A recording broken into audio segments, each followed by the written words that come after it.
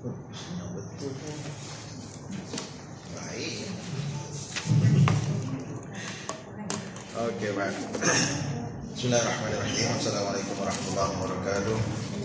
Bismillahirrahmanirrahim. Alhamdulillahirabbil alamin wassalatu wassalamu ala asyrafil anbiya'i wal mursalin wa ala alihi washabbihi ajma'in. Allahumma ighfir lana dhunubana ولوالدينا وارحمهم كما ربونا صغارا اللهم افتح علينا حكمتك وانشر علينا من خزائن رحمتك يا ارحم الراحمين اللهم نور قلوبنا بنور هدايتك كما نورت الارض بنور شمسك ابدا ابدا برحمتك يا ارحم الراحمين اللهم يا فتاح يا عليم افتح علينا فتوح العارفين وارزقنا فهم النبيين اللهم رب اشفنا من كل داء وعافنا من البلاء يا الله اللهم رب يسر ولا تعسر وتمم خير وصلى الله على سيدنا محمد Alhamdulillahirrahmanirrahim. Walillahi azzahu li rasulihi amma ba'd. Okey, baik. Okey. Kita teruskan dengan akhirat tahawiyah kita. Kita kat mana sebenarnya? Perasan. 248. Okey, baik. Kalau perasan saya yang saya perasan kalau yang saya perasan. Minta maaf sebab yang hari Rabu ni banyak yang tangguh tak datang apa sekali sebab banyak bertembung ni. Okey, baik, betul. Kalau kita tengok betul mana yang kita berhenti hari itu, kita berhenti pada 248 pada matan 41, betul? Betul.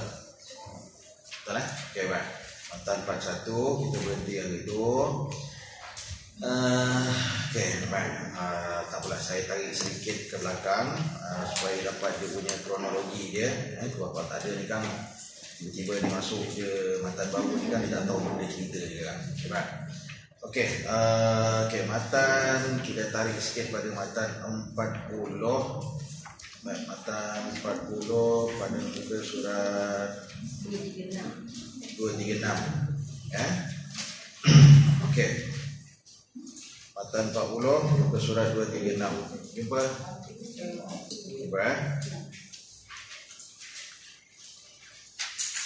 Dah, dapat.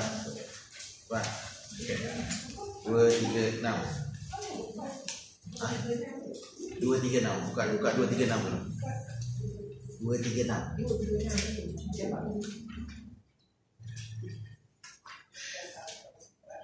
Okey, dah jumpa 236. Ya, 236 matan 40. Okey, baik.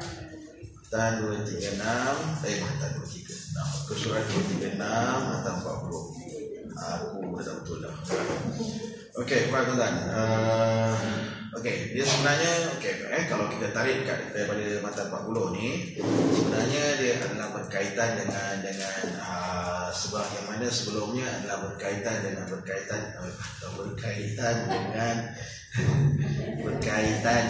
melihat Allah Subhanahu Wa Taala. Okey, baik. Berkaitan dengan melihat Allah Subhanahu Wa Taala. Yang mana kita dah bincang dah sebelum ni bahawa bagi akidah kita Ahlussunnah wal Jamaah, kita menerima bahawa untuk melihat Allah Subhanahu Wa Taala ataupun dalam bab berkaitan dengan melihat Allah Subhanahu Wa Taala ni, dia merupakan bab yang kita sifatkan sebagai tidak akan berlaku di dunia. Dia tidak akan berlaku di dunia. Ini berdasarkan pada akidah kita Ahlussunnah wal Jamaah. Dia tidak boleh berlaku di dunia, tetapi dia hanya akan berlaku di akhirat. Jadi bab kaitan dengan melihat Allah Subhanahu Wa Taala ni hanya akan berlaku di akhirat kelak, yakni di dalam syurga Allah Subhanahu Wa Taala. La tudrikul absar wa huwa yudrikul absar. Maksudnya bagi kamu manusia, kamu tak akan dapat untuk melihat Allah Subhanahu Wa Taala. Tak dapat tu dalam kata lain maksudnya adalah kamu tak mampu untuk melihat Allah Subhanahu Wa Taala di dunia ni. Tak mampu tu disebabkan kerana kebesaran, keagungan zat Allah Subhanahu Wa Taala sendiri. Dalam kata lain, kemampuan tu tak berlakulah atas diri kita manusia. Tetapi begitu juga di akhirat nanti, berdasarkan kepada pandangan yang kuat mengatakan bahawa Allah akan dapat dilihat. Namun begitu juga tuan-tuan, yang dilihat itu pada hakikatnya adalah tidak secara idrak. Apa maksud idrak? Hari itu ada secara idrak maksudnya ialah secara detail, secara perinci. idrak itu maksudnya dia tidak secara terperinci, dia tidak secara detail. Maksudnya secara idrak. Baik, idrak itu maksudnya detail, tapi benda inilah yang tak akan berlaku dalam kita melihat Allah Subhanahu Wa Taala. Benar dalam hadis Nabi SAW, Nabi katakan bahawa satarawna rabbakum, kamu akan melihat Allah Subhanahu Wa Taala seperti mana kamu melihat bulan. Maksudnya macam sekarang lah, kita tengok bulan tu indah, kita nampak kata dia bulan dia dan sebagainya, tetapi detail pada setiap yang ada pada bulan tu kita tak nampak, tidak ada halangan langsung, tetapi macam tu juga tak, katakan kita tak dapat betul-betul permukaan dia nampak betul detail dan sebagainya, seperti mana kita daripada bawah ni kita melihat bulan tak nampak lah. Jadi itu yang dimaksudkan oleh Nabi SAW, boleh nampak. Malah ada hadis juga yang memberikan gambaran bahawa kita boleh nampak Allah Subhanahu Wa Taala seperti mana kita nampak matahari. Tapi macam juga, walaupun kita kata boleh nampak matahari, tapi adakah kita boleh nampak secara detail? Tak boleh lah, tak mampu. Sebab dia katakan kuasa ataupun kata kekuatan yang ada pada matahari itu pada dasarnya kata dengan cahayanya dan sebagainya menyebabkan kita tak mampu untuk melihat secara detail. Kita tahu di situ adanya matahari, di situ adanya kuasa matahari, tetapi kita tak dapat untuk melihat secara detail. Jadi itu antara yang dimaksudkan oleh Nabi Sallallahu Alaihi Wasallam. Maksudnya dalam kata lain, tak ada halangan, tetapi kemampuan untuk melihat tu tak sampai. Kita tahu di situ adanya Allah Subhanahu Wa Taala, zat dia tu kita boleh rasa. Sebab itu kalau katakan dari segi bahasa Arab berkaitan dengan ra'a, berkaitan dengan melihat, kata dasarnya adalah ra'a. Baik, bila kata ra'a maksudnya adalah benda yang untuk kita melihat. Tetapi melihat ini pun sebenarnya ada perbahasan. Adakah melihat dengan mata ataupun adakah melihat dengan hati? Adakah melihat dengan mata betul-betul secara fizikal kita boleh nampak dengan mata kasar kita, ataupun kita melihat dengan hati? Ataupun ada tak kemungkinannya, sebab ulama bahas, ada tak kemungkinannya seperti mana kita melihat mimpi? Kita tengok mimpi itu macam mana? Bagi apa?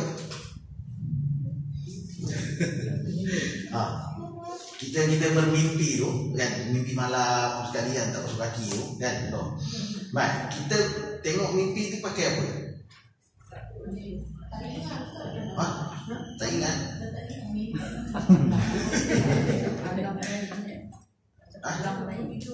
Alam lain. Akhirnya kita pakai apa? Imajinasi. Maksudnya kita sengaja, because we imagine, kita membayangkan. Tapi sekarang kita tengok mimpi tu dengan apa?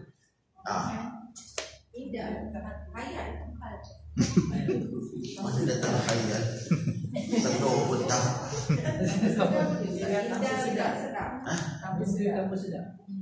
Yalah, tapi bahasa mudanya kita pun tak pasti kita tengok pakai apa.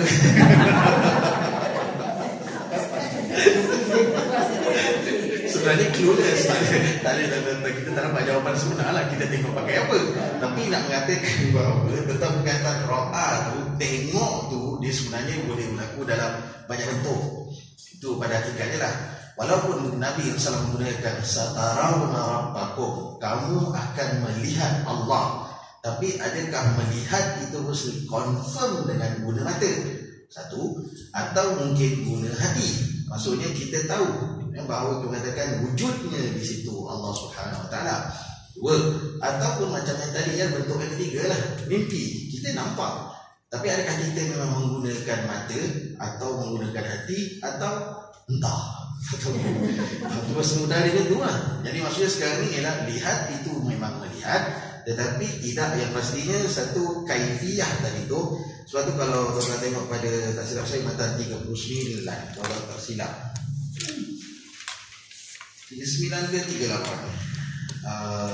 bukan 39. Cuba tengok, okey, baik, alhamdulillah 38. Cuba tengok pada surat 38. Sebab itu, okey, 210. Okay, 210. Sebab tu dikatakan bahawa ru'yatu haqqun li ahli jannah bi ghairi ihatatin wala kaifiyah kama nataqa bihi kitabu rabbina. Baik. Kata Syekh, dia kata melihat Allah Subhanahu wa taala adalah hak penghuni syurga tanpa ada cara, tanpa ada cara. Li ahli jannah bi ghairi ihatatin wala kaifiyah, yakni tidak secara lengkap ataupun secara sempurna. Ihatah maksudnya adalah secara lengkap, secara sempurna, secara keseluruhan. Baik, bi ghairi ihatah maksudnya tanpa cukup lengkap. Maksudnya macam tadi lah, kita tengok matahari, kita tengok bulan, kan kita nampak, tapi adakah secara idrak? Tidak. Maksudnya tidak secara ihatah, tidak secara sempurna. Dan dalam masa yang sama, wala kaifiyah, tak jelas cara mana kita melihat Allah Subhanahu wa taala. Cara mana kita melihat Allah Subhanahu, seperti mana disebutkan dan dikaitkan dan seperti yang kita dah bincang dalam matan 36 panjang lagi itu, kama nataqa bihi kitabu rabbina, seperti mana Allah Subhanahu wa taala dia menuturkan kitabnya. Dan sebab matan 36 kita ada bincang bahawa Allah Subhanahu wa taala, bagi Allah dia wajib berkata-kata, wajib bagi Allah untuk berkata-kata. Tetapi bagaimana Allah berkata-kata, kita tahu tak? Kita tak tahu. Bila kaifiyah, tengok balik pada matan 36, bagaimana Allah berkata-kata kita tak tahu. Bila Allah berkata-kata pun kita tak tahu. Sebab itu semuanya adalah dalam ilmu Allah Subhanahu wa taala. Bagi kita manusia, kita cuma wajib pegang Allah itu sebenarnya wajib berkata-kata. Okay? Baik. Okey. So dalam ayat lain matan 38 tu tuan pegang sebagai satu asas, anchor yang paling asas, yang mana untuk melihat Allah Subhanahu wa taala di akhirat kelak itu pasti bagi kita Sunnah wal Jamaah. Cuma bagaimana, adakah dalam keadaan yang sempurna satu, atau kata bagaimana kita melihatnya, yang itu semuanya adalah satu perkara yang kita tidak begitu jelas. Dalam kata lain kita tahu, sebab perkataan ra'a itu sendiri membawa kepada maksud, boleh membawa maksud kepada selain daripada mata kasar. Maksudnya dengan menggunakan hati boleh, dan begitu juga seperti mana kita melihat mimpi. Dalam kata lain nampak, tapi pun tak pasti kita guna apa sebenarnya. Kita tak jawapan lah dalam perkara tersebut. Baik, dan yang pastinya juga seperti mana yang telah disebutkan bahawa ya, kalaupun kita nampak, ianya tidak secara idrak, tidak secara detail ataupun tidak secara sempurna. Boleh gunakan juga perkataan ihatah tadi itu dalam konteks ini. Maksudnya ihatah pun tadi ini maksudnya ialah dia berkatakan secara lengkap, tapi itu tak berlaku lah. Sebab dalam matan Abu Ja'far Tahawi mengatakan bahawa bighairi ihatatin, tanpa keadaan yang itu sempurna ataupun dalam keadaan yang lengkap. Sebab zat Allah itu terlalu sempurna. Zat Allah SWT dia terlalu sempurna, dia terlalu kata kuat untuk manusia, tak mampu untuk manusia untuk melihat dalam keadaan yang begitu sempurna, maksudnya secara detail. Baik. Okey, jadi senang ceritanya, bagi dalam melihat Allah Subhanahu wa taala tadi itu yang kita bincang tadi pada matan 38. Okey, kalau ditarik di situ, sebab saya nak cuba ringkaskan aja sebenarnya, tarik-tarikkan supaya kita boleh nampak. Okey, 38, kemudian pada 39 yang kita masuk tadi, keislaman tidak sabit kecuali pada orang yang menerima dan menyerahkan segala-galanya kepada Allah Subhanahu wa taala dan juga Rasul. Muka surat 232. Matan 39, muka surat 232. Fa innahu ma salima fi dini illa man sallama lillah azza wa jalla wa rasulih. Baik, kata Syekh, keislaman tidak sabit, tidak sabit kecuali kepada orang yang menerima dan menyerahkan segala-galanya kepada Allah Subhanahu wa taala dan juga Rasul. Ini nak mengatakan bahawa tentang persoalan bila dah disebutkan oleh Allah Subhanahu wa taala dan juga Rasul sallallahu alaihi wasallam, maka pada ketika itu persoalan takwil, kita nak cuba alih-alihkan makna ke dan sebagainya secara melampau tidak dibenarkan. Walaupun kita katakan ada sebahagian ayat yang bersifat mutasyabihat, sebahagian ulama ada yang menggunakan kata takwil untuk memberikan makna yang selayaknya, namun begitu juga secara keterlaluan ataupun secara bebas tidak dibenarkan. Takwil tadi itu hanya boleh jika di situ ada qarinah. Masih ingat tidak? Takwil hanya boleh dilakukan sekiranya ada qarinah. Apa maksud qarinah? Tanda, ada kaitan yang disebutkan oleh siapa? Boleh? Sudah tak siap-siap. Memang betul lama dia hilang tadi. Baik. Qarina mesti disebut sendiri oleh pihak tersebut. Maksudnya ialah contoh, kalaulah Allah yang mengatakan sedemikian, maka kalaupun kita nak takwil, mestilah juga qarina itu datang daripada Allah. Dia mesti datang daripada pihak itu sendiri. Barulah kita boleh faham bahawa di situ sebenarnya ada kaitan yang benar. Qarina dia tak boleh datang daripada pihak yang luar. Pihak mengata pihak luar dia tak boleh. Kalau katakan macam dalam hadis Nabi SAW, Nabi sendiri sebut ada bayangan secara umum. Tapi macam tu juga, nak faham berkaitan dengan hadis tu, maka kita kena tengok qarinah daripada hadis lain yang Nabi sendiri yang sebut, bukannya daripada orang lain. Dan barulah kita boleh relate, baru kita boleh kaitkan. Kalau qarinah tu tidak disebutkan, maka yang itu kita tak terima. Jadi qarinah tu amat penting. Dia mesti datang daripada pihak yang sendiri mengatakan secara umum daripada awal. So qarinah tu ni ada kaitan. Tuas mudahnya itulah daripada pihak yang sama juga. Kalau dia sendiri ada memberikan bayangan, barulah kita akan. Kan itu dia ada cakap sekian macam ni dan sebagainya. Kau ingat kita dulu dia pernah cakap ni. Jadi kita boleh nampak, kita boleh kaitkan dengan apa yang dia nak cerita sekarang. Jadi qarinah mesti datang daripada pihak itu sendiri. Dia tak boleh datang daripada pihak orang yang lain. Baik. Okey, tuan-tuan.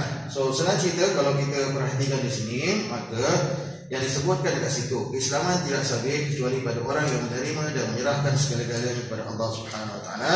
Maksudnya dia tidak semudah untuk mentakwil ataupun memberikan makna ataupun kefahaman seperti mana yang dia hendaki. Sebab itu Matan 40, ini anchor terus saya pergi pada anchor dia.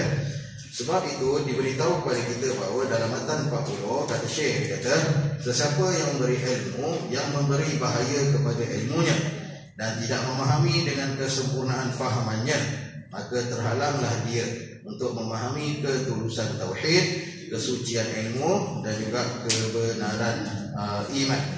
Faman rama ilmu ma hudira anhu ilmu walam yaqna bitaslim fahmu hajabahu maramu an khalis tauhid wa safi ma'rifah wa sahih iman. Baik, nak mengatakan bahawa siapa yang mana dengan ilmunya, dengan kefahamannya semata-mata, maka dia sebenarnya dia masih lagi tak selamat daripada apa yang dia katakan. Sebab dari segi penyerahan dia kepada Allah Subhanahu Wa Taala tidak secara sempurna. Dalam perkataan sekarang ni, tuan-tuan, cakap mudahnya beginilah. Apa pun yang kita nak faham, apa pun yang kita nak kata kita nak beramal, maka dia mesti benar-benar datang daripada seperti mana yang dimaksudkan oleh Allah dalam Quran dan apa yang benar-benar dimaksudkan oleh Nabi sallallahu alaihi wasallam. Maksudnya dia bukannya ada satu daripada fahaman kita sendirilah, kita yang dok faham sendiri, kita yang dok kata memberikan makna sendiri kepada perkara tersebut. Tak, dia mesti 100% daripada Al-Quran itu sendiri dan juga daripada Nabi sallallahu alaihi wasallam. Kalau tak ada, dia tak akan selamat. Dia tak akan selamat. Itu pada Matan 40 untuk menjelaskan kepada kita, sebab dalam banyak keadaannya dia bersifat yang kita sifatkan sebagai masih lagi tidak secara taslim. Sebab dia tidak menyerahkan benar-benar kepada kefahaman yang sepatutnya. Sebab itu disifatkan dalam ayat Al-Isra tu, ayat 36 ada disebutkan wala taqum ma laysa laka bihi ilm innas sama wal basara wal fuada kullu ulaika kana an mas'ula. Yakni janganlah engkau ikut apa yang engkau tak ada pengetahuan mengenainya. Maksudnya main cakap, main terima dan sebagainya, atau main beramal. Sedangkan pendengaran, penglihatan serta hati, semua anggota-anggota itu tetap akan ditanya tentang apa yang dilakukannya. Maksudnya ialah mas'ul, dia bertanggung jawab dengan apa yang dia buat, dengan apa yang dia cakap, secara tak langsung dengan apa yang dipikir. Cuma fikir ni pasal dia masih lagi dalam kepala kita, dan lazim ni kadang-kadang boleh disifatkan belum ada penetapan. Apa saja berdasarkan Nabi SAW, apa saja yang terlintas dalam kepala dan apa yang terlintas dalam hati, selama mana tidak dizahirkan, maka ianya tidak diambil kira. Maksudnya belum lagi dikira sebagai berdosa. Apa yang ada dalam hati, apa yang ada dalam kepala, dia terlintas, maka kalau belum lagi dizahirkan, satu, tidak dilakukan, dua, atau tidak dijadikan sebagai satu macam determination, kita azamkan ya sangat benda tu, selagi tiga perkara ni tak ada, maka tu tidak dikira sebagai berdosa dan tidak diambil kira. Contohlah macam baru-baru ni lah, bila ada seorang budak lelaki dia kata dia tengok video, kemudian dia terlintas, saya sebut tadi tu kaitan dengan talak. Tapi pasal dalam video tu ada cerita pasal talak 3. Jadi masa dia pun bila tengok video tu, dia pun macam terlintas ke hati dia, macam dia talakkan isteri dia dengan talak 3. Baik, ni pasal TV pun lah. So bila dia dah macam dah mula tersedar, lepas tu dia tanya dia kebetulan dia masuk saya, dia kata Ustaz, saya keluar sekejap kat tu. Silakan lah, masa tu malam dah 10. Lepas tu dia dekat lah, dia cerita lah macam tu sikit lebih kurang. Jadi dia kata saya dah rasa risau sebab saya rasa macam saya dah macam dalam sama ada talak tu jatuh ataupun tak jatuh pada isteri saya lah. Malah dia kata, saya tanya macam mana boleh terfikir tu. Saya tak tahu lah Ustaz, saya tengok video tu, lepas tu dalam tengok video tu saya pun macam terfikir rumah saya, lepas tu saya macam teringat pula macam saya talakkan dia talak 3. Kamu nafas ke tak? Kata tak nafas, tapi saya terfikir, saya teringat. Jadi sekarang ni jatuh tak jatuh? Jangan. Tak ada. Kalau mana-mana ustaz yang ngajak aku, kata aku cerai, kalau dia ngajak aku ceraikan, kata isteri aku gini-gini, lepas tu dia terfikir kata isteri dia, jatuh tak?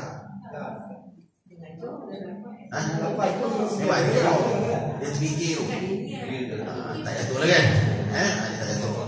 Lepas tu dia, bila saya tengok cara dia, lepas tu saya kata dengan dia lah, secara mudahnya kalau ikut teknikal tak jatuh lah. Dia katakan pada tu tak jatuh. Tapi dia keep kata duk risau, dia duk pusing. Dah lah aku dah geram sangat. Aku dah cakap tak ada kan. Saya kata sekarang ni ada niat tak? Kata ada niat okey, tak ada masalah apa-apa. Lepas tu memang tak ada pun kata memang nak mengatakan, memang nak kata dia tak ada kan? Tak ada Ustaz, tak ada. Tapi saya kata dah okey, dah senang aja tutup cerita, tak ada apa-apa kan. Tapi dia duk cakap, dah saya kata macam ni dah pergi Jaim lah. Betul dia pergi Jaim. Besok dia pergi Jaim. Dia pergi Jaim, saya tak tahu apa dia cerita pun sekali. Lepas tu petang dia WhatsApp saya balik, dia kata Ustaz, alhamdulillah saya lega lah sebab jawapan Ustaz dan jawapan Jaim sama dia kata itu. Okey lah, tak masalah. Lepas tu dia kata Ustaz, kalau sebelum malam tu masuk balik, dia kata Ustaz, saya ada terfikir Ustaz, saya rasa macam aku budak yang tertampol ni. Dia nak fikir, saya dah nampak ini bukan masalah ni lah, ni masalah dia. Sendiri. Lepas tu saya saya dekat dia, cakap ini masalah self autonomy, ini penguasaan diri sendiri. Ada benda tak patut fikir, dia jangan fikir. Itulah tepi. Dalam ujung tu lebih kurang jugalah, lebih kurang ayat dia kata, betul tak, saya rasa ni masalah saya sebenarnya. Okey, clear. Dah, kita tegaskan selagi walaupun mendengar itu terfikir dalam kepala, dalam hati mungkin kata dia duduk lalu ke dan sebagainya, tapi selagi tidak dizahirkan sama ada dengan perbuatan ataupun dengan kata-kata, ini tidak diambil kira dalam agama kita. Kita tak ambil sebab nak kawal pun tak boleh kan, kita nak pegang, nak tambat benda tu, perasaan tu nak tambat tak boleh, nak tambat khusyuk dalam solat tak boleh. Jadi benda-benda tu Islam ambil kira. Dalam arti kata lain, tak menjadi satu kata bebanan atas manusia lah. Cuma pastikan selama mana tidak ada sampai macam ada determination, sekolah macam mana yang itu ada masalah lah. Selagi hidup lalu macam tu saja, kita pun rasa macam payah nak kawal, itu tak apalah. Tapi jangan sampai ada buat quote-unquote penetapan. Bila ada buat penetapan, maka di situ akan ada kesan hukum. Itu selagi itu tak adalah. Jadi kita baik di situ. Okey, baik. Okey, jadi senang cerita matan 40 tu nak beri gambaran pada kita bahawa apa yang ada pada seseorang dari segi fahaman dia mestilah seperti mana yang dimaksudkan oleh Quran dan juga dimaksudkan oleh hadis Nabi sallallahu alaihi wasallam. Kalau tidak, maka dia akan mulalah kata ilmu yang ada pada dirinya boleh memberikan kesan langsung pada diri dan begitu juga akan memberikan kebaikan atas dirinya. Okey, baik. Sebab tu disifatkan dekat situ bahawa hajabahu maramuhu an khalisit tauhid, dia akan terhalang daripada mendapat kata ketulusan tauhid, begitu juga wasafil ma'rifah, begitu juga dari kesucian ilmu dan juga wasahihil iman. Dia akan terhalang daripada kebenaran iman dan sebagainya. Sebab asasnya adalah pada hatinya sendiri, berbolak-balik seperti mana yang dia faham. Kadang-kadang kata sampai pada satu tahap mungkin dirasakan bahawa apa yang dia cakap selama ni dia gaduh-gaduh dengan orang dan sebagainya pun macam tu juga, tapi hakikatnya tak memberikan kebaikan kepada diri dia. Sebab tu kalau tuan-tuan tengok pada hadis Nabi 238 sebelah bawah, diriwayatkan daripada Aisyah radhiyallahu anha, berkata Nabi, bersabda Nabi sallallahu alaihi wasallam, sesungguhnya lelaki yang paling dibenci oleh Allah ialah yang sangat suka bertengkar dan juga bermusuhan. Hadis ini daripada Bukhari dan juga Muslim dalam sahih mereka. Baik. Nak menunjukkan bahawa kadang-kadang tuan-tuan, bila kita dalam satu-satu perkara atau satu-satu isu, kadang-kadang kita antara perasaan dan tak perasaan bahawa sebenarnya dalam kita mempertahankan apa yang ada pada fahaman kita, sebenarnya kadang-kadang boleh membawa kepada pertelingkahan yang tak benar. Maksudnya kita mempertahankan sesuatu yang tak betul lebih kepada apa yang kita faham, sedangkan ada kemungkinannya yang sebenar-benarnya ada pada perkara yang lain. Dalam arti kata lain, apa yang kita pertahankan tidak betul sekali, tidak diterima sama sekali. Jadi sebab itu kena elakkan sangat-sangat faham seperti mana apa yang sepatutnya, tidak berpandukan kepada fikiran dan juga kias yang rosak. Tuh 239 secara tak langsung, perangan dua dari bawah, perangan dua dari bawah ada yang diletakkan di situ. Okey. Ulama yang jahat ialah mereka yang terpesong daripada syariat Allah, berpandukan fikiran dan kias mereka yang fasad, yakni rosak, dengan mengamalkan apa yang diharamkan oleh Allah dan Rasul dan mengharamkan apa-apa yang diharuskan oleh Allah dan Rasul, membenarkan perkara yang dilarang dan melarang perkara yang diperintahkan, ditinggalkan perintah Allah, perintah agama diabaikan dan sebagainya. Baik, ini antara golongan. Kalau tuan-tuan tengok hari itu kita nak bincang perkara ini, apabila ada golongan ulama, ada juga golongan raja dan juga ada golongan ruhban. Kita tengok 239 selepas daripada kata-kata Abdullah bin Mubarak rahimahullah ta'ala amin, dia mengatakan bahawa ada 3 golongan yang lazimnya bermain dengan atas nama agama, bermain atas nama agama. Raja merujuk kepada pemerintah, 1. 2, ulama usuk, yakni ulama yang jahat, bukan semua ulama usuk, yakni ulama yang jahat. Dan satu lagi ruhban, merujuk kepada mutasawwifah, yakni ahli sufi yang jahil. 3 golongan ni lazimnya bermain dengan agama ataupun menjadikan agama sebagai satu alasan. Suka menjadikan agama sebagai satu alasan. Ustaz, macam mana kita nak kenal diorang? Macam mana ada ulama-ulama yang ada sufi ni yang fahaman kita kena betul lah. Tak, kita nak kenal dia macam mana? Fahaman kita kena betul dulu, baru kita boleh tahu mana yang salah. Kalau kita tak ada fahaman yang betul, macam mana kita pegangan ke kenyataan yang pasti ke dan sebagainya, macam mana kita nak kenal benda yang tak betul, kan? Tapi kenapa pula mereka ni boleh dikategorikan sebagai ulama sedangkan benda itu tak betul? Kalau masyarakat pandang ni begitu, ada sebagian. Dalam dunia ni cuma ada 2 golongan je, satu golongan betul, satu golongan salah. Lagi salah sama ada kita nak kata yang dalam yang betul tadi itu ada kategori mukmin, ada kategori saleh, ada alim dan sebagainya. Nama-nama tu tak salah penamaan tu, tapi secara rangkuman kata payung besarnya orang yang baik. Baik. Satu lagi kumpulan yang memang buruk, maksudnya memang ingkar pada Tuhan. Kita nak kata fasik ke, nak kata munafik ke, nak kata fajir ke, fujar ke dan sebagainya, itu pula lah, tapi di dalam satu kelompok yang sama. Baik.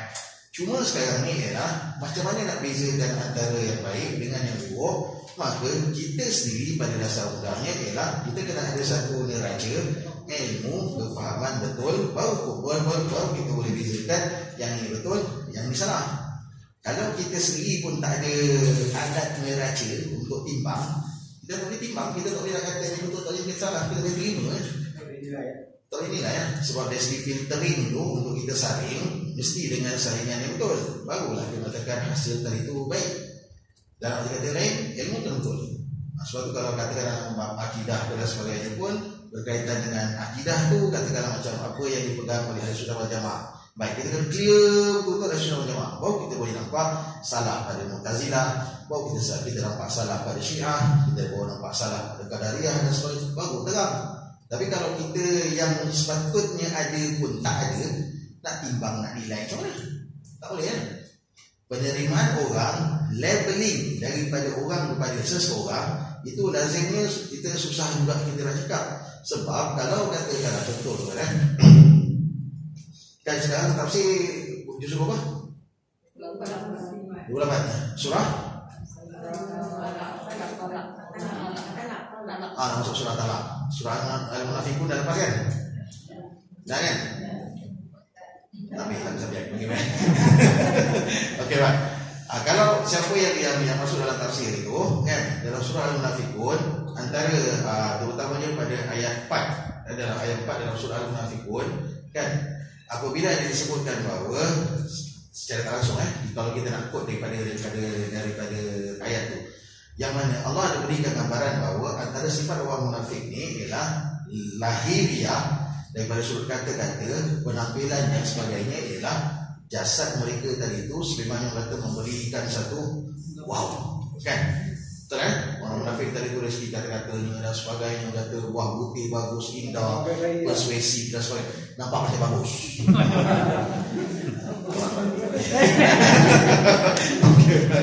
Dia nampak macam bagus, cakap bagus, elok dan sebagainya. Baik. Dan dalam masa yang sama macam tu juga, selain daripada orang kata-kata yang indah dan sebagainya tadi tu, kita tasma' li qaulim, kita dengar cakap dia. Kan penampilan dah satu hal. Penampilan kita nampak gah dah, elok, bagus dan sebagainya. Sebab dalam tu disifatkan bahawa ikut sejarah Abdullah bin Ubay dia selalu murid dan sebagainya tadi tu, disifatkan orang kata badan tu memang sedap lah, penampilan muka pun bagus, handsome dan sebagainya. Baik. Tapi dan keduanya kata-kata ini pula macam tu juga kata persuasif. Kita dengar bagus, mani dan sebagainya. Tapi macam tu juga hakikatnya dia tak seperti mana orang yang beriman kan. Hatinya benci pada Islam, hatinya benci pada Nabi, hatinya benci kepada mereka sahabat dan sebagainya. Dalam kaitan sekarang ni, labeling ni dia satu isu yang mana kalau orang memang ada tapak dan nilai yang betul, dia akan tengok orang ni walaupun dicakap atas nama agama, contoh macam yang Abdullah bin Mubarak katakan ke sini, macam namanya pemerintah, yang namanya ulama as-su, itu juga berkata dengan mutasawwifah ni. Kalau katakanlah ikut penampilan, memang kita boleh tumbang. Mungkin kita akan kata dia bagus. Tapi kalau bila kita timbang atas dasar neraca ilmu, kefahaman betul, kita dengar, tak, kau sebenarnya kau bohong. Ada benda yang sebenarnya ada niat, ada tujuan, ada kepentingan. Kita boleh tahu lah. Tapi nak tahu tu mesti ada neraca dulu lah. Nampak macam baik. Nampak macam baik. Nampak macam bagus. Tak ada masalah ni. Dia bukan secara mudah kita ambil terima macam tu. Tak. Sebab hakikatnya pertimbangan tu, gambaran tu Nabi yang bagi tahu. Allah bagi dalam Quran, begitu juga Nabi bagi dalam hadis. Gambaran-gambaran tu. Jadi untuk kita labelkan orang semudah tu, nampak elok, terus kata okey, jangan. Kena dengar apa yang dicakap. Dan mungkin saya tak tahu kalau dalam dunia hari ini tak banyak sedikit, tengok cara dia hidup kan. Tengok cara dia hidup. Sebab biasanya true color kita ni atau true color of the person ni biasanya bila dia dah masuk dalam tim dia dan sebagainya. Sebab kalau tengok dalam juzuk 1, kalau tuan-tuan tengok pada surah Al-Baqarah, lepas ada cerita orang bertakwa 1-5, kemudian ada cerita berkaitan karakter orang kafir, Allah cerita berkaitan dengan orang munafik kan? Munafik tu berapa banyak tu Allah ceritakan, dan salah satu gambarannya ialah bila Allah gambarkan bila diorang masuk dalam tim diorang, ramai diorang akan keluar. dia takkan keluar waktu dengan orang-orang masyarakat biasa dan sebagainya. Jadi sebab tu jangan tengok masa dia bersama dengan masyarakat sangat. Jangan.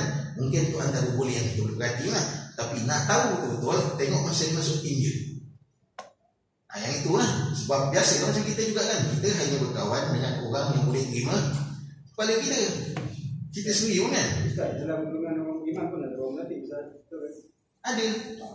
Sebab asasnya mudah je kalau kita nak tengok kat situ lah. Sebab asasnya ialah golongan munafik ni hanya muncul atau bermula muncul masa zaman di masa Madinah kan.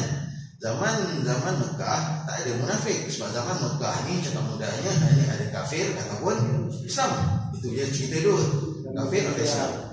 Sebab kalau kita faham betul, di Mekah ceritanya satu je.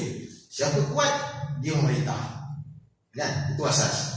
Siapa lemah, dia di bawah. Jadi cakap mudahnya sama ada dia akan menentang atau dia menerima. Tetapi bila di Madinah ada dua golongan yang nampak kuat. Satu golongan yang kita sifatkan pada Nabi SAW sebab dia dah jadi pemerintah, satu. Dan yang keduanya yang sebelum ini siapa? Yahudi. Jadi macam ada dua. Jadi sekarang ni atas dasar sifat manusia secara tak langsung, manusia ni dia nak selamat, dia mesti berpaut dengan satu yang kuat. Itu asas dia. Jadi sebab tu di Madinah golongan munafik timbul. Bila timbul tu pasal apa? Antara saya unquote survival lah. Kan? Pada ketika yang dia mungkin dia mengatakan dia nak menangkan Yahudi, dia berpaut pada Yahudi. Kami janjikan macam ni dan sebagainya. Kan tengok dalam surah Al-Munafiqun tu kan, ayat 2 kan. Ittakhadhu aymanakum junnatan. Kan mereka jadikan sumpah dia orang tu sebagai satu perisai. Sebab apa? Supaya dia orang selamat. Kalau orang Yahudi kena hukum, dia masih lagi selamat sebab nampak Islamik ataupun nampak Muslim. So berpaut pada Nabi. Kan? Kat situ. Jadi nak maksudnya sekarang ni ialah kalau kita nampak benar-benar orang munafik ni satu je cerita dia. Cerita dia satu saja, yakni untuk berpaut pada ketika mana yang untuk dia punya kehidupan. Tak lebih daripada itu. Ada waktu kepentingan, dia pergi kat sana. Ada waktu tak ada, dia akan pergi pada tempat yang lain dan sebagainya. Baru nak cakap Ustaz. Itu nombor mana? Itu tak tahu. Mungkin dia, mungkin tak lah kan. Itu tak tahu lah kan. Sebab awak pun tak masuk dalam tu. Kalau awak masuk pun tak tahu juga. Rumah juga pun kan. Baik. So kalau kita okay, baik. So sebab tu kalau kita perhati baik-baik, kalau dalam konteks okey dah balik pada tadi penilaian tu, tiga golongan ni lazimnya memang menggunakan agama. Dan sememangnya agama adalah antara alasan yang sebenarnya yang boleh menundukkan manusia lah. Cakap terang lah. Agama sebenarnya memang antara alasan yang boleh menundukkan agama. Terutamanya kalau pada pandangan sekularis, pada pandangan barat, memang dikatakan bahawa agama ni sebenarnya itulah antara untuk kita escape, antara untuk kita tundukkan orang, nak lemahkan orang dan sebagainya. Gunalah alasan agama. Pada perspektif yang tidak baik lah. Kita katakan bahawa agama ni sebenarnya adalah untuk menjadikan seseorang tadi itu makin tunduk pada Allah, makin diterima apa sebenarnya yang sepatut yang dibuat sebagai seorang khalifah atas muka bumi. So konteks tu ada beza kan. Konteks tu ada beza. Sebab bagi khalifah atas muka bumi ini maksudnya merujuk kepada kita, yang betul kita akan kata betul, yang salah kita akan kata salah. Sedangkan pada dalam konteks yang macam tiga golongan tadi ni, mutasawwifah kata yang jahil, itu juga kepada pemerintah yang tidak baik, ulama asub dan sebagainya. Konteksnya ialah seolah-olah atas survival mereka. Kalau katakan pemerintah tu mungkin dalam konteks dia punya political Malaysia mungkin. Kalau katakan macam dalam konteks kata ahli-ahli sufi kadang-kadang yang jahil dan sebagainya sebab nak memenangkan tim ataupun kumpulan orang daripada yang lain dan sebagainya. Sebab ada benda-benda kepentingan. Tapi kalau katakanlah sebenarnya yang memang betul-betul khalis, betul-betul kata suci, murni, seperti mana yang dimasukkan dalam agama ni untuk kita tunduk pada Allah, salah tetap salah. Pada dia orang lebih pada survival. Itu beza besar. Tapi macam mana nak tahu, macam tadi lah, secara tak langsung kita kena ada neraca timbang dulu. Kita kena ada. Selagi tak ada neraca timbang betul, sebab itulah kadang-kadang kita boleh terperangkap. Followers yang ramai bukan tanda sebagai mutlak benar. Itu sebab itu antara gambaran yang memang dalam hadis Nabi dan Sahih Bukhari mengatakan bahawa banyak tidak melambangkan benar, sedikit tidak melambangkan salah. Yang itu memang kita kena nampak semua dalam dunia hari ini secara tak langsung. Benda-benda ni memang kita kena ambil fikir. Jangan kata secara mudah kita terima dan sebagainya. Tak, hati-hati secara langsung. Benda-benda ni, tapi masalahnya kita nampak benda tu macam dah satu penerimaan yang secara mutlak lah. Yang ni kena hati-hati sikit lah.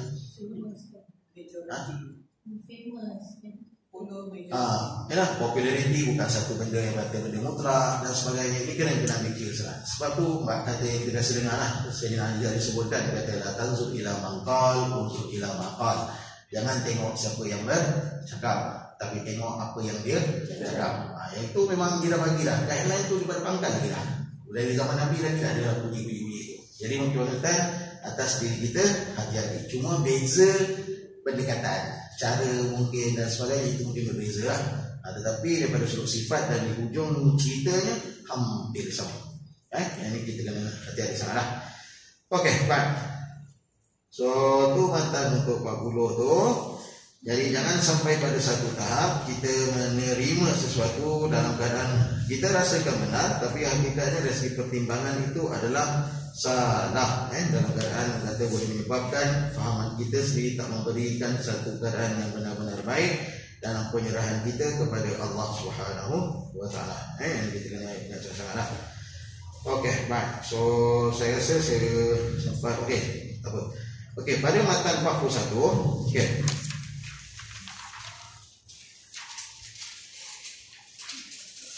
Okey, ini secara tak langsung kesan daripada iman yang tidak begitu cantik, fahaman agama yang tidak begitu murni, maka berlakulah apa yang disifatkan sebagai terumbang-ambing. Apa yang dia kata Syekh, kalau ikut pada terjemahan dia kata Syekh, maka orang ini akan terumbang-ambing antara kufur dan iman, antara mempercayai dan mendustakan, antara mengakui dan menafikan, dalam keadaan was-was, ragu, tidak sebagai seorang mukmin yang mempercayai dan tidak juga sebagai orang yang ingkar dan mendustakan. Fayatadzabzabu bainal kufri wal iman wat tasdiq wat takdzib wal ikrar wal inkar muwaswisan ta'ihan syakkan zairan la mu'minan musaddiqan wala jahidan mukadziban. Disifatkan bahawa orang ini terumbang-ambing. Dia tak pasti sebab hakikatnya semua perkara berdiri di atas dua nilai, kufur, iman. Antara kita tasdik ataupun kita takdzib, antara dua perkara. Sama ada kita mengakui ataupun kita menafikan. Tasdik dengan takdzib tadi tu. Baik, kemudian begitu juga dalam keadaan was-was, begitu juga dalam keadaan ragu-ragu, muwaswisan ta'ihan. Okey, baik, syakkan. Ada rasa syak lagi, tak pasti betul ke tak betul dan sebagainya. Kadang-kadang mengikut-ikutan dan sebagainya. Baik, tidak sebagai seorang mukmin yang mempercayai, la mukminan musaddiqan. Sebab-sebabkan sepatutnya sebagai seorang mukmin dia merupakan seorang yang musaddiqan, yang membenarkan benda yang benar dan juga secara langsung yang salah tetap akan jadi salah. Wala jahidan mukadziban, dan begitu juga mengata bukannya sebagai seorang yang ingkar dan mendustakan. Yang ini kesan sebenarnya daripada fahaman yang tak jelas, ilmu yang tak pasti, suka mengata mungkin bertelagah, mungkin bawa kepada fahaman sendiri. Yang last ujung ceritanya dia sendiri yang terumbang-ambing, dia tak pasti dengan apa yang dia pegang.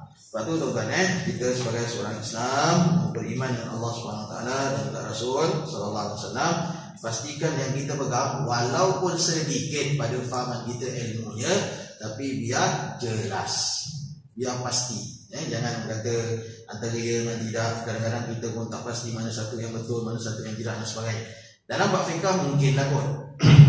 Kalau dalam bab fiqah mungkin adalah pun yang kita sifatkan macam antara boleh dan tak boleh dan sebagainya lah. Sebab kadang-kadang dari segi teknikal pendalilan tu mungkinlah kot secara tak langsung. Tetapi dalam bab tauhid dia tak boleh, dia mesti cukup jelas. Walaupun kata yang kita jelaskan itu tidak secara tafsir, dan akidah boleh datang dalam keadaan dua, satu tafsiri, satu lagi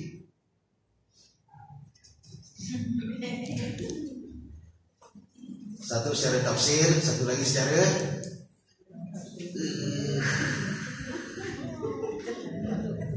pendengaran apa ni? Satu secara tafsir, satu lagi secara Allah.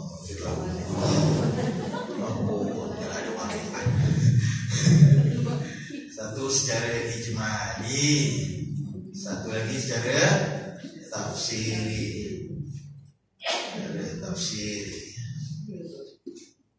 Baik, ijmali dan juga secara tafsiri. Baik, ijmali ini apa? Borong. Secara umum, borong. Secara main langsung itu je. Tafsir ini secara detail, secara terperinci. Walaupun secara ijmali, tapi pasti. Tak apa, cukup. Walaupun secara ijmali, secara umum, secara umum, walaupun secara umum, tapi pasti cukup.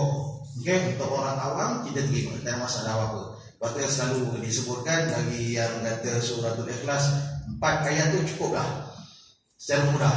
Allah akan itu ahad, Allah itu mengatakan tunggal, 2 maha berkuasa, Allah subhanahu wa ta'ala, Allahus samad. Segala-galanya dia. Segala-galanya pada dia. Baik. Kemudian itu juga lam yalid wa lam yulad. Dia tidak berkata dialah yang awal dan dialah juga yang akhir. Wal awwalu wal akhir. Dialah yang berkata segala-galanya daripada awal sampai akhir. Dia.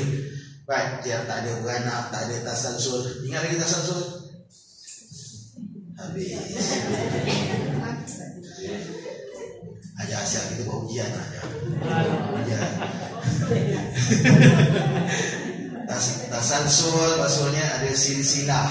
Maksudnya macam tadi lah, kalau katakan dalam ayat 3 lam yalid wa lam yulad, maksudnya Allah tak ada silsilah, tak ada anak, tak diperanakan, kapasiti itu langsung tak ada. Wal awwalu wal akhir. Baik, itu tasalsul. Secara langsung. Kemudian yang keempat, walam yakul lahu kufuwan ahad. Tak ada yang sebanding dengan dia, sebanding pun tak ada, mengatasi lagi tak ada.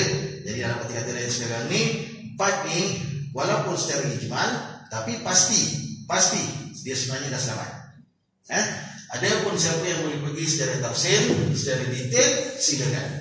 Itu kalau kata betul-betul mata dia suka dengan perbahasan, namun sekali kata dengan syubhat yang didatangkan oleh mungkin daripada firqah-firqah yang kata yang besar ni, Mu'tazilah, Qadariyah, Jabariyah dan sebagainya, dia boleh bahas macam mana nak rad, macam mana nak tolak, macam mana nak argue dan sebagainya. Itu silakan, siapa mampu boleh masuk. Tapi kalau kata secara ijmal pun dah selamat, sebab yang penting dia pasti dengan apa yang dipegang. Dah selamat. Sebab tu kalau katakan matan 40 secara tak langsung, kalau pun yang dipegang tadi tu kata nampak macam banyak yang dia belajar, nampak macam bagus sangat dia mengatakan dengan apa yang dia masuk, yang dia terima dan sebagainya, tapi dia sendiri lalas pun dia tak tahu apa sebenarnya pegangan dia sendiri pun tak begitu pasti dengan apa sebenarnya yang digaduhkan dengan orang, apa yang dipertahankan. Maka pada ketika itu itulah antara sifat pada matan 41 mengatakan bahawa antara tasdik dan takzib pun dia tak boleh, nak membenarkan pun tak boleh, nak mendustakan atau nak ingkarkan pun tak boleh. Dia tak pandai lah, dia tak tahu. Jadi orang yang macam ni disifatkan sebagai terumbang-ambing, dia tak cantik. Suatu dalam banyak keadaan kita tengok pada diri kita sendiri, mana sebenarnya yang sepatutnya kita ambil dan mana yang sepatutnya untuk kita pegang, betul-betul pegang. Aku sampai sini, yang ini aku faham, aku jelas, aku takkan ada takwil dan sebagainya. Dia akan dia yakin dengan apa yang dipegang lah, dengan apa yang didapat. Sebab tu apa pun tuan-tuan dengan tegas murid saya cakap, dengan rendah hati tuan-tuan, apa pun yang kita belajar, apa pun yang kita dapat, pastikan faham. Saya tak tahulah sesuai tak sesuai kat sini, wallahu alam. Tapi masa kami belajar dulu, bila belajar sebelum keluar pintu pastikan faham. Dia tak sungguh tu. Dia kalau nak keluar pintu, tak apalah nanti aku tanya balik. Kalau minggu depan lagi lah. Hanyut, tak ada maknanya.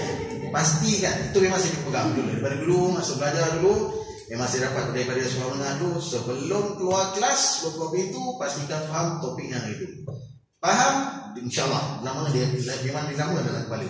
Tapi kalau bawa keluar tu separuh, bawa keluar tu suku, sampai kat pintu dah lenyap. Jawabnya, tak mana tu. Sebab tu paling-paling tidak lah, masa salin, masa ambil mungkin kita katakan point ke buat nota ke dan sebagainya, kena faham dengan apa yang kita buat. Itu kena faham sangat. Gurunya mungkin sama, lecturernya mungkin sama. Kalau bahasa mudah lah kan, kalau sekolah tu cikgu, kawan dan sebagainya, dia sama, nota sama, explanation sama. Tapi masa kita put on note, so kita jadikan ini sebagai satu nota, itu sebenarnya kita. Kita faham atau tak faham. Itu sebenarnya kita. Jadi sebab tu dalam kita quote unquote belajar, kita dapat ilmu, kita sebenarnya kita sendiri yang kena formulate kan. Macam mana aku nak katakan aku faham dengan apa yang aku dapat. Itu sebenarnya kita. Dah, biasanya. Tak apa, tak kisah. Kamu nak cerita kawan tak apa, tapi setidak-tidaknya yang kita ambil tadi tu kan, kita sendiri formulatekan dia. Yang aku dapat begini, ini. Kalau bukan tak apa, kita refresh dengan ayat kita pun tak salah sebenarnya. Boleh je. Yang penting kita faham. Faham betul. Selagi faham betul tak masalah. Saya selalu cakap dengan anak saya, cikgu tetap sama, buku tetap sama. Tapi masa kita buat nota, itu kita. Kita yang formulakan benda tu, macam mana nak jadikan aku faham tadi. Cukup kan? Lepas tu kalau kita mungkin ada orang bertanya ke apa semua sekali dan sebagainya, cuba explain. Jangan lagi ni sudah ada. Dia kena nota sendiri boleh tak faham. Itu bukan. Dia tulis, dia tak tahu. Dia mana yang cerita. Tu tak boleh. Dia mesti kita yang formulatekan benda tu. Aku faham memang ini sebenarnya. Keyword ada mesti ada anchor. Semua bab ada anchor. Semua bab ada dia punya dasar dan prinsip memang tak boleh lagi. Selagi boleh pegang pada anchor, yang lain-lain tadi tu jangan selamat. Biasanya jangan selamat. Yang itu kena pegang baik-baik lah. Mudah-mudahan. Okey, baik. So saya cukup untuk pagi ini. So kita dah tarik sampai part 1 tu sebagai satu ulangan. Kronologinya, cerita asalnya adalah berkaitan dengan hak sebagai ahli syurga untuk melihat Allah Subhanahu Wa Taala dalam syurga nanti. Itu cerita asal. Cumanya sekarang ni ialah adakah melihat itu, atau yang jadi perbahasan lah. Adakah melihat itu dengan mata kasar? Adakah melihat itu dengan hati? Atau dengan sesuatu kaedah cara yang ditentukan oleh Allah Subhanahu Wa Taala? Kita tak pasti. Itu kita tak pasti. Tetapi yang pastinya ialah yang penting kita beriman, kita pegang bahawa sememangnya itu adalah hak kepada ahli syurga untuk melihat Allah Subhanahu Wa Taala. Cuma kaifiah tu kita tak tahu lagi lah. Dan yang paling penting sekali ialah untuk kita tegaskan, jangan semudah dalam kata memberikan kefahaman atau mendapatkan kefahaman dari itu dalam keadaan yang kita sifatkan seperti mana yang kita saja semata-mata faham, sedangkan Quran dan hadis memahamkan sebaliknya dalam keadaan berkata yang tidak seperti mana kita faham. Fahaman mesti seperti mana dalam Quran dan juga hadis Nabi sallallahu alaihi wasallam. Barulah iman kita akan sahih, kita pun tak ada masalah dalam perkara-perkara tersebut. Okey, baik, saya suka hadis 40 hadis matan 41. So nanti panjang umur minggu depan masuk pada matan 42. Dan ni matan baru. Ni matan baru. So selesailah yang mana-mana matan yang kita lalu balik masa MCO itu. Jadi kita terus nanti masuk pada matan 42 insya-Allah. Baik, mudah-mudahan ada manfaat. Wallahu a'lam.